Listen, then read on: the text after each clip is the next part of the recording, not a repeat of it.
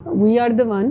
یعنی عام اگر پریکٹس ہے جیسے ہارٹ اسپیشلسٹ ہیں، جیسے آپ کو آپ کے پیشنٹ یہ تو نہیں کہتے ہوں گے میں تو ہم دسنا سرجری کس طرح کرنی، but we have this experience. چاہے ہمارے پاس کوئی ٹین ایجر آئے یا کوئی بڑی ایج کا، وہ ہمیں یہ ضرور بتاتا ہے کہ علاج ایسے کرتے ہیں، کیونکہ ان کو انسائٹ ہی نہیں ہے کہ علاج جو ہے وہ ایکچولی میں کہتے ہیں کہ اس کو ان کے نزدیک اور فیملی کے نزدیک بھی ہے کہ نشہ نہ کرنا از دا گول. حالانکہ علاج کا یہ گول نہیں ہے، یہ ایک پری ریکوزٹ ہے.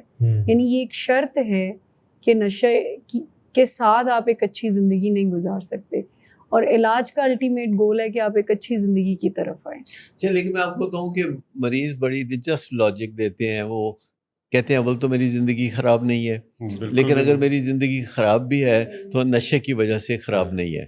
یعنی اس طرح وہ پروٹیکٹ کر رہے ہوتے ہیں اپنے نشے کو، اور اپنے دوستوں کو بھی پروٹیکٹ کر رہے ہوتے ہیں. نہیں میرے دوست بہت اچھے ہیں، میں ہی برا ہوں. نہیں یا نشے کی بھی کوئی مسئلہ نہیں، میں ہی برا ہوں. نہیں سر، وہ آپ پہ بھی تو ڈالتے ہیں، آپ پہ بھی ڈالتے ہیں کہ تہاڈی وجہ نال ہے.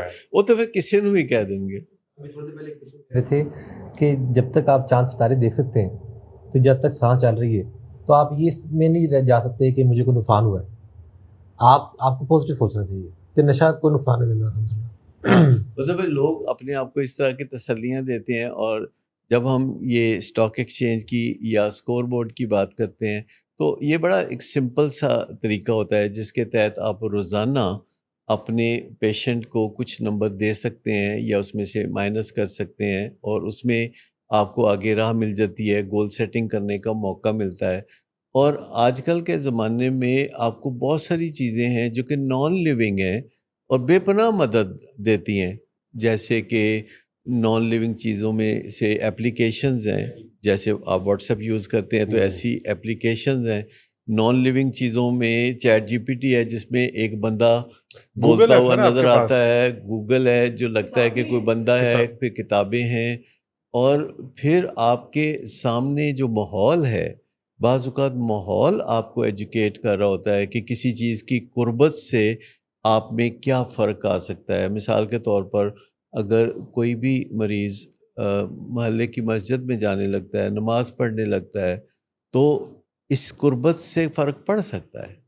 اگر کسی نہ کسی ایسی محفل میں جانے لگتا ہے، دنیا میں یہ جو 12 قدموں کا پروگرام بہت مشہور پروگرام ہے جس کو استعمال کرتے ہوئے لوگ نشے سے نجات پاتے ہیں، تو یہ 3 نشے کے مریضوں نے اس پروگرام کو جو ڈسکور کیا تھا تو وہ یوں کیا تھا کہ وہ کسی ایسی جگہ جا کے بیٹھا کرتے تھے جہاں آکسفورڈ یونیورسٹی کے جو گریجویٹس ہیں وہ بیٹھ کے تو اپنی ویکلی میٹنگ کیا کرتے تھے، اور وہ باہر بیٹھ کے، کیونکہ وہ آکسفورڈ گریجویٹ نہیں تھے تو وہ باہر بیٹھ کے ان کی باتیں سنا کرتے تھے، دروازے سے باہر بیٹھ کے کان لگا کے وہ سنا کرتے تھے کہ یہ کیا باتیں کرتے ہیں، یہ بڑے کامیاب لوگ ہیں. ان کو لگتا تھا کہ یہ بڑے کامیاب لوگ ہیں، اور وہ ان کی باتیں سن کے کچھ عرصے کے بعد انہوں نے خود محسوس کیا کہ ان کی اپنی زندگی بڑی خراب ہے اور اس کو ٹھیک کرنے کی ضرورت ہے. پیشنٹ کو جو محسوس نہیں ہوتا کہ میرا کوئی نقصان ہوا ہے،